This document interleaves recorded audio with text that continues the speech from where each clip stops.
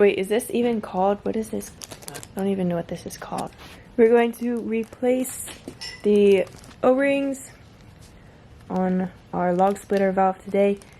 Wiped it all down, cleaned off all the hydraulic fluid that was leaking and all the sawdust. So we're gonna get to it, I guess. I don't know.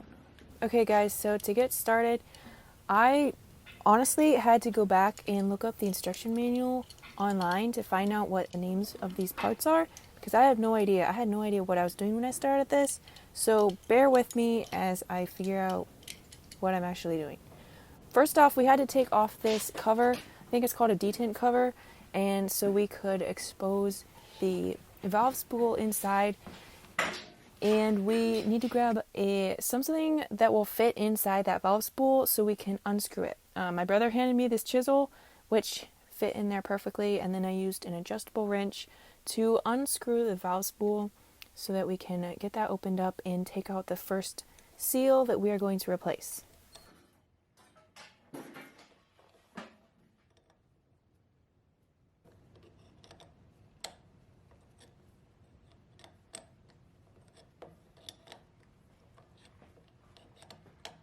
And then I don't know why, I just really wanted to wipe everything down as I went.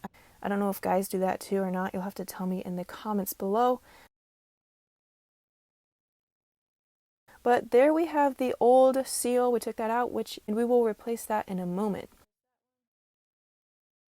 Alright, so next we have to take out these two pins that are holding the handle onto the valve spool.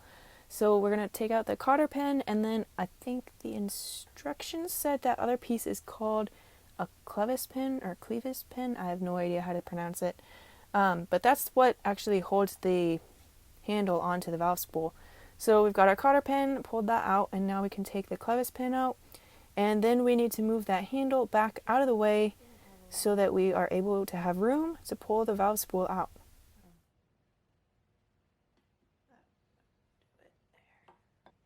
Just kidding, I figured it out.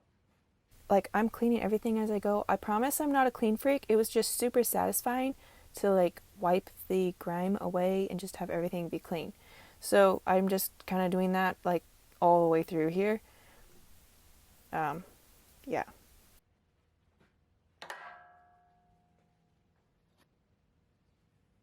Once we take the valve spool out, we can then unscrew that other end of the valve body, taking that cap off so that we can get into the other two seals that we are going to be replacing.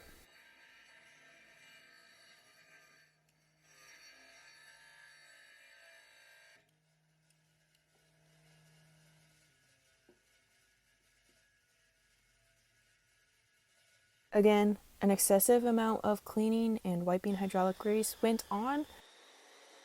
Next up, we can take this piece out, which I have no idea what that's called. But inside there is where the other two seals are.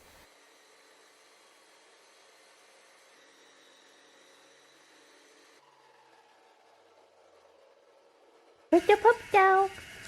The pup down. Doggy approved?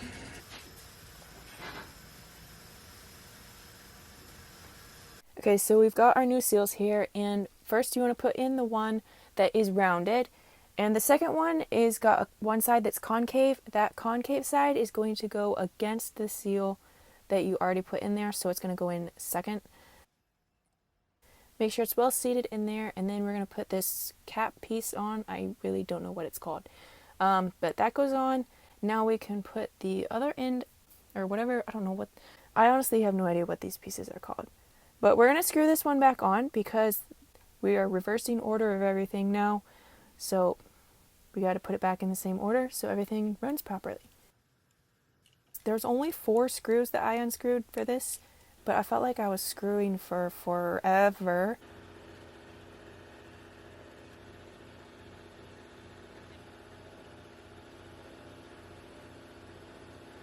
Okay, now we're going to, what's that thing called? The valve spool. Yeah, it was easier to put it in from the opposite side that I pulled it out of.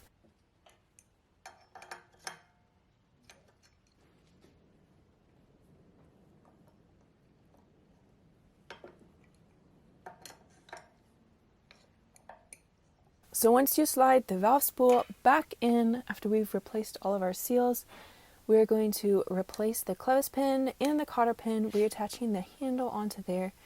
And once the handle is attached, I could then pull the valve spool all the way back in through the body, which made it a lot easier than trying to muscle it in there.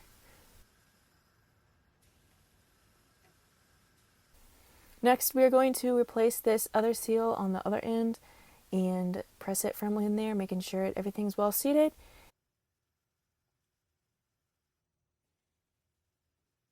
Whatever this plate cap thing is, I still don't know the name for that, but we're putting it back on. And then we're going to use the lever to make the valve spool flush to the end so that when we screw on the end, this piece, wait, is this the valve spool or was the other thing? Oh shoot.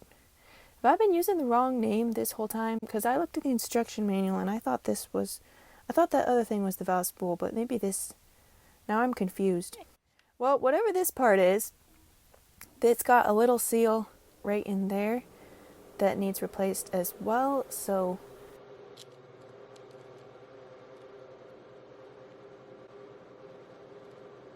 then we're going to replace this little seal, and the new one was pretty easy to pop on there.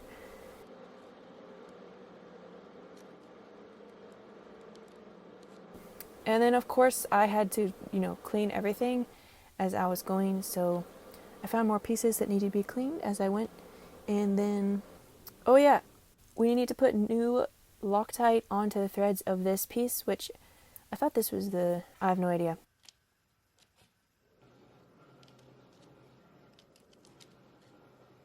Okay, so we cleaned the threads on this piece, so now we can put fresh new Loctite onto those threads, making sure that it's only on the threads and you don't get anything anywhere else, because that's going to harden up. We're going to thread that back on here with my hand. I just screwed it on.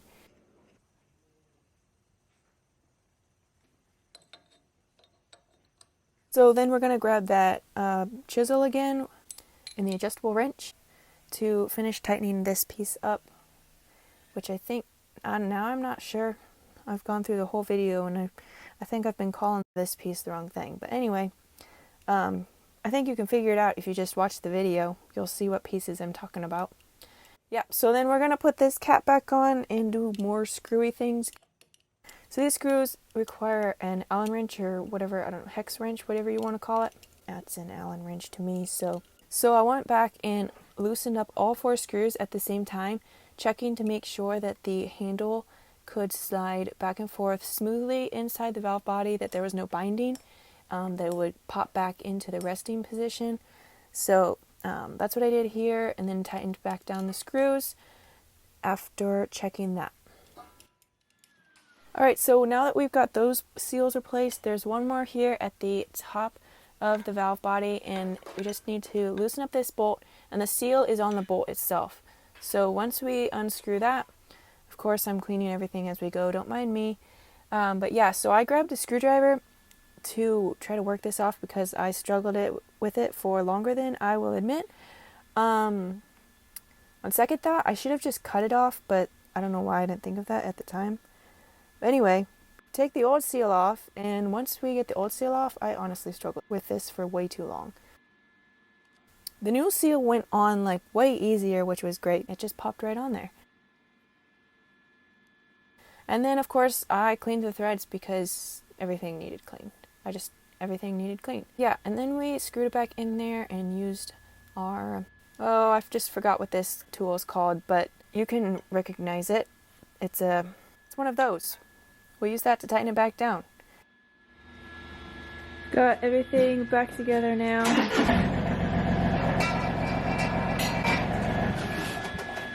I'm just trying to talk. Can't even hear me because it's like... Now that we have all the seals replaced, we are going to get back to work splitting up some logs. So this is a cold start on the log splitter, and someone commented a while ago, hey, try it without the choke on.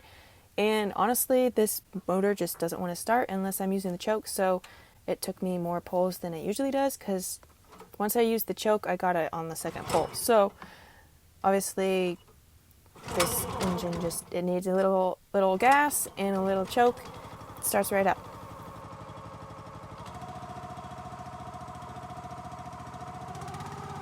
Once we got it started, I made sure that everything was running smoothly. The release kicked in just right and everything worked perfectly, which I was super thankful for because like I just did all that work and I had no idea what I was doing, but everything worked. So that's awesome. And I went ahead and I split a bunch of logs that afternoon because it was super satisfying to get back to work after replacing the seals. And yeah, so thanks for watching. Whatever all the YouTubers say, I don't know, like, subscribe, comment below. Actually, yeah, do comment below if you found this video useful. Be sure to hit the comments if you've got any questions. I probably don't know the answers, but I know how to research and I know how to use the internet. I'm going to sign off here because I've been talking way too long in this video. I'll see y'all later.